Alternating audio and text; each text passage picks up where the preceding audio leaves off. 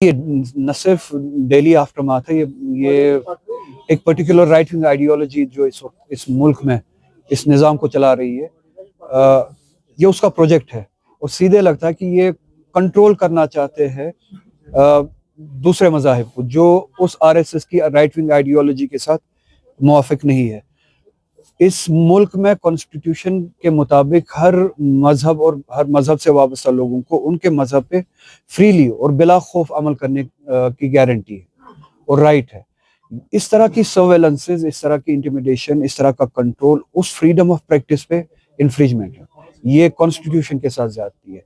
تو اور اس ریاست میں جب پہلے سے ہی ہماری سیکورٹی فورسز، ان کی سیکورٹی لیئرز ہے، سرویلنسز ہے، یہاں پہ آئی بی بھی کام کرتی ہے، سی آئی ڈی بھی کام کرتی ہے، ملٹری انٹیلیجنس بھی کام کرتی ہے، پیراملٹری فورسز کی اپنی سرویلنس لیئرز ہے۔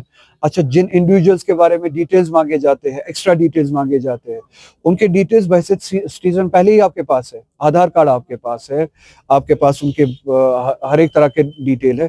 اب ایک خاص مذہب سے لے کے خاص مذہب سے وابستہ کچھ لوگوں کو جو اس مذہب کی تبلیغ کرتے ہیں، اس طرح سے آپ ایکسٹرا لیئر آف جو ہے سرویلنس کے دائرے میں لائیں گے، اس سے سیدھے لگتا ہے کہ ان کو ڈرانے کی کوشش ہے۔ دوسرا، اس مذہب کی پریکٹسز کو کنٹرول کرنے کی کوشش ہے۔ مسجدوں کے خطیبوں کو کہا جائے گا کہ اب جو بی جے پی کا فرمان کے حساب سے جو خطبہ ہوگا وہی پڑھا جائے۔ آر ایس ایس ان کے لیے خطبہ بھیجا کرے گی جمعے کے دن کہ اس طرح کا خطبہ پڑھا جائے، اور اس طرح کا خطبہ پڑھنے کی اجازت نہیں ہے۔ تو فنکشننگ آف دا ریلیجن، اس کو کنٹرول میں لائے، یہ اس طرح کی کاروائی مجھے لگتی ہے۔ اگر صاحب جس طریقے سے جو اندر حالات ہے، ماحول ہے، جو لوگوں کی ناراضگی ہے اپنے حکومت کے ساتھ اقتصادیات کو لے کے، وہ ان کے اندرونی معاملات ہے، اور اس میں کسی بھی باہری ملک کو مداخلت کرنے کی جوازیت ہی نہیں ہے۔ اچھا، جو لوگ اس بارے میں بات کرتے ہیں، امریکہ اور اسرائیل، ان کے پاس وہ مورل اتھارٹی ہی نہیں ہے کہ وہ اس معاملے پہ بات کرے۔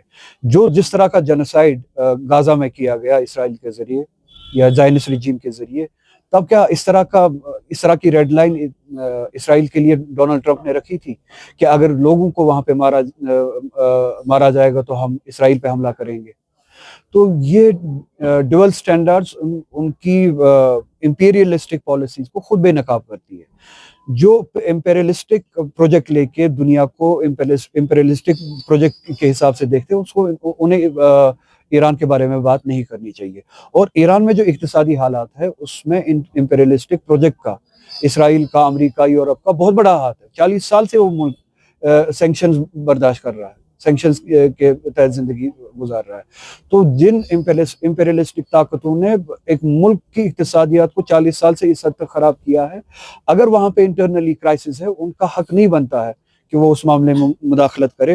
اور جو ڈیموکریسی کی بات کرتے ہیں، جو جمہوریت کی بات کرتے ہیں کسی ملک کے لیے، ان کے لیے بہتر ہوگا کہ وہ جمہوریت کے بارے میں بات نہ کرے، کیونکہ وہ اس کی ریپلیسمنٹ ایک شاہی نظام کو دیکھنا چاہتے ہیں، مونارکی کو دیکھنا چاہتے ہیں۔ تو وہ ان کی نظر میں جو مونارکی، جو ڈکٹیٹرشپ ایران میں تھی، اس کو واپس لاگو کرنا چاہتے ہیں۔ اس کے باوجود بھی میں کہوں گا ایران میں جو آپسی اختلافات ہو بھی سکتے ہیں، حکومت کے ساتھ ناراضگی ہو سکتی ہے، حکومت کی کوتاہیاں بھی ہو سکتی ہے، اور وہ حکومت کی جو کوتاہیاں ہیں، جو ناراضگیاں ہیں لوگوں کی، وہ ان کے اندرونی معاملات ہیں، ہمیں ان معاملات میں اترنا نہیں چاہیے۔ بہت اچھا سوال آپ نے کیا۔ میں یہاں پہ آیا، اسن کے لوگوں نے مجھے بہت ٹائم سے بلایا تھا، اور انہوں نے کہا تھا کہ کچھ معاملات کے بارے میں ہمیں بات کرنی ہے، اور سارا سری نگر جانتا ہے کہ اسن کا سب سے بڑا معاملہ کیا ہے، جس کے بارے میں یہاں پہ لوگوں نے آج بات کی، وہ گاربیج ڈمپنگ کا ہے۔ اسن میں آبادی کے بیچوں بیچ گاربیج ڈمپنگ کی جاتی ہے، اور اب بہت سالوں سے یہ ڈمپنگ اتنی ایکیومولیٹ ہو چکی ہے کہ وہ 100 میٹر سے بھی زیادہ وہ پہاڑ بن چکا ہے۔ اور یہ آپ پوری دنیا میں ایک ایسا ملک ہوگا جہاں پہ آبادی کے بیچوں بیچ گاربیج ڈمپنگ کی جاتی ہے، جو رائٹس کے خلاف ہے، جو ہیومن ڈگنیٹی کے خلاف ہے، جو ہیومن لائف کے ویلیوز کے خلاف ہے، جو قانون کے خلاف ہے، ہیومن رائٹس کے خلاف ہے۔ اچھا، یہ پہلا ایسا ملک ہوگا، یہ واحد ایسا ملک ہوگا جہاں ایک واٹر باڈی کے بیچوں بیچ ڈمپنگ کی جاتی ہے، گاربیج ڈمپنگ کی جاتی ہے۔ پوری دنیا میں ہم دیکھتے ہیں کہ واٹر باڈیز کو بچانے کی کوشش کی جاتی ہے۔ یہ ایسا پہلا ملک ہوگا، اور یہ ہماری ریاست ایسی ہوگی جو اللہ تعالیٰ کی دی گئی واٹر باڈی کے بیچ میں ڈمپنگ کر کے تباہی کرتی ہے. یہ ایسی پہلی ریاست ہوگی, ایسا پہلا ملک ہوگا جو اسکلز جیسا ہاسپٹل, ملٹی اسپیشلٹی ہاسپٹل جو ہے, اس کے سامنے گاربیج ڈمپنگ کرتا ہوگا. تو آپ کے ذریعے سے بھی جو یہ ابھی بات ہوئی, میں گورنمنٹ تک, جو ہماری الیکٹڈ گورنمنٹ ہے, ان تک یہ بات پہنچانا چاہوں گا کہ اس بارے میں اسن کے لوگوں کے ساتھ بات کی جائے. انہیں یہ بتایا جائے کہ گورنمنٹ نے ڈمپنگ گاربیج مینجمنٹ کے لیے کیا پلانز بنایا ہے, اور ڈمپنگ سائٹ کو یہاں سے ہٹانے کے لیے کیا پلان بنایا ہے, اور جہاں پہ بھی ان کو یہ سائٹ بدلنی ہے وہاں پہ مینجمنٹ کے لیے کیا پلان بنایا ہے, اس واٹر باڈی کو ریکور کرنے کے لیے کیا پلان بنایا ہے. تو میں خود بھی ایڈمنسٹریشن سے بات کروں گا, آپ کے ذریعے بھی الیکٹڈ گورنمنٹ سے یہ سوال پوچھنا چاہوں گا. میں کچھ عرصے تک ان کے جواب کا انتظار کروں گا. اس کے بعد اگر ان کے ساتھ ان کے حقوق کے لیے ان مشکلات سے نجات دلانے کے لیے مجھے اگر ان کے ساتھ بیٹھنا بھی پڑے, میں بیٹھنے کے لیے بھی تیار ہوں لوگوں کے ساتھ. یہاں پہ جی جو مائنورٹیز کے ساتھ ہو رہا ہے, میں ذاتی طور پہ اسے اسی طرح سے دیکھتا ہوں جس طرح سے غزہ میں مسلمانوں کے ساتھ قتل عام کو دیکھتا ہوں, جس طرح سے ہندوستان میں جب مائنورٹیز کو لنچ کیا جاتا ہے اس کو دیکھتا ہوں.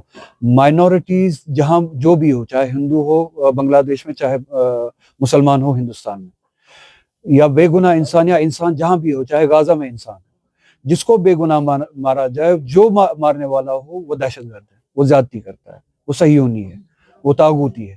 تو مائنورٹیز کو اگر بے گناہ قتل کیا جاتا ہے بنگلہ دیش میں, وہ مارنے والا جو ہے بنگلہ دیشی, وہ دہشت گرد ہے. اگر مائنورٹیز کو ہندوستان میں مسلمان کو قتل کیا جاتا ہے, اس کو مارنے والا دہشت گرد ہے. اسی طرح کا دہشت گرد ہے جس طرح کا نیتنیاہو جو غزہ میں زیادتیاں کرتے ہیں. تو مائنورٹیز کے ساتھ جو زیادتیاں بنگلہ دیش میں ہوتی ہے, جو ہندوؤں کے ساتھ زیادتیاں بنگلہ دیش میں ہوتی ہے, وہ بھی اسی طرح کی زیادتی ہے. جو زیادتیاں مسلمانوں کے ساتھ لنچنگ ہوتی ہے ہمارے اس ملک میں, وہ بھی اسی طرح کی زیادتی ہے, اور وہی زیادتی ہم اسی طرح سے مانتے ہیں جس طرح سے غزہ میں مسلمانوں کے ساتھ ہوتی ہے. وہ اپنا جواب خود دے, اور مجھے لگتا ہے کہ الزامات کے ذریعے لوگوں کو ویلیفائی کر کے مجھے لگتا ہے کہ اس ریاست میں اور مائنورٹیز میں بالعموم اس ملک میں زیادتیاں کی جاتی ہے. کبھی دہشت گرد کے نام پہ, کبھی اینٹی نیشنل کے نام پہ, اسی طرح کے ٹیگز لگا کے, ایک تو ویلیفائی کر کے ان کو سیکنڈ کلاس سٹیزنز بنانے کی کوشش کی جا رہی ہے, یا بنایا بھی گیا ہے, اور پھر جو زیادتیاں ہے ان کا شکار بنانے کی کوشش کی جاتی ہے. بہت سارے ہمارے لوگ ایسے ابھی بھی ہے, چاہے وہ کسی بھی مسلک سے, مذہب سے وابستہ ہو, بالخصوص مسلمان طبقے سے, وہ جیلوں میں بند ہے صرف اسی نام پہ, اسی وجہ سے کیونکہ ان کو بدنام کیا گیا, ان کو ٹیگ کیا گیا, ان کو اینٹی نیشنل, دہشت گرد. آپ دیکھ سکتے کہ ہمارے اسکالرز ابھی بھی بند ہیں 5-5, 6 سالوں سے جیلوں میں. عمر خالد جیسے اسکالر, شرجیل امام جیسے اسکالر, یا ہیومن رائٹ ایکٹیوسٹ ہمارے ابھی بھی جیلوں میں بند ہے. اسی کے برعکس آپ دیکھیں کہ ریپسٹ جو ہے, جو کنوکٹڈ ریپسٹ ہے, جن کو سزا مل چکی ہے کورٹس کے ذریعے, ان کو بارہا بیل ملتی ہے. تو فرق مذہب کی دکھتی ہے, وہ ایک مذہب سے وابستہ ہے, یہ دوسرے مذہب سے وابستہ ہے. ہمیں لگتا ہے کہ یہ ملک ہر کسی کے لیے بنا تھا, ہندو کے لیے بھی بنا تھا, مسلمان کے لیے بھی بنا تھا, ہر کسی کے لیے برابری کے لیے بنا تھا.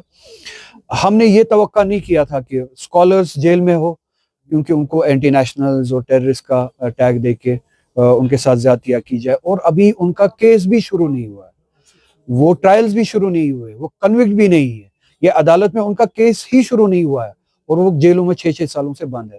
اور اسی کے برعکس جن کا کیس شروع بھی ہوا ہے, ختم بھی ہوا ہے, عدالتوں نے سزا بھی دی ہے, اور وہ ریپسٹ, چاہے وہ بابا ہو, بابا رام رحیم ہو, چاہے وہ بی جے پی کا کوئی MLA ہو کسی ریاست کا, وہ ریپسٹ, ان کو بیل ملتی ہے بار بار. اور اسی طرح کی آپ دیکھتے جو نام آپ نے لیا, یہاں پہ بھی کوشش کی جاتی ہے کہ ٹیگ دے کے, اینٹی نیشنل بتا کے, ٹیررسٹ بتا کے لوگوں کے ساتھ زیادتی کی جائے اور ان کو جیلوں میں رکھا جائے. منی شنکر جی کا ایک بیان آیا کہ جو جتنی بھی جنگیں لڑی جائے, اور ہمیں پتہ ہے 47 کی, 65 کی, 71 کی, 99 کی, پرسوں کا سندور آپریشن جو ہوا, جتنی بھی جنگیں ہم لڑے, اس کے بعد ہمیں آخر میں بات چیت ہی کرنی ہے. یہ ایک واضح حقیقت ہے, یہ اسٹیبلش فیکٹ ہے, اس سے کوئی انکار نہیں. تو بہتر ہے کہ جانیں گنوانے کے गंवाने से पहले ही अगर हम बात करें, हमारे फौजियों की ही जानें बचे, बॉर्डर पे जो लड़ते हैं फौजे, उनकी ही जानें बचे, शहरियों की ही जानें बचे, इस पार भी उस पार भी। उससे पहले अगर बात हो सके और मामले को हल किया जा सके, वही ह्यूमन और सिविलाइज तरीका है बात करने का। आखिरकार इन्हें भी, हमें भी पता चला कि 12 दिन के 10 दिन के बाद या 4 दिन के बाद जब ये ऑपरेशन सिंदूर हुआ कि जंग कोई रास्ता ही नहीं है, जंग कोई सोल्यूशन ही नहीं, वो बंद करना पड़ा। आखिरकार हम भी, हर कोई ये समझता है कि जंग और वायलेंस कोई तरीका नहीं है। आखिरकार हमें ह्यूमन तरीके से बैठ के, पाकिस्तान से भी या चाइना से भी बैठ के, हमें इन इश्यूज पे बात करके बात को हल करना चाहिए।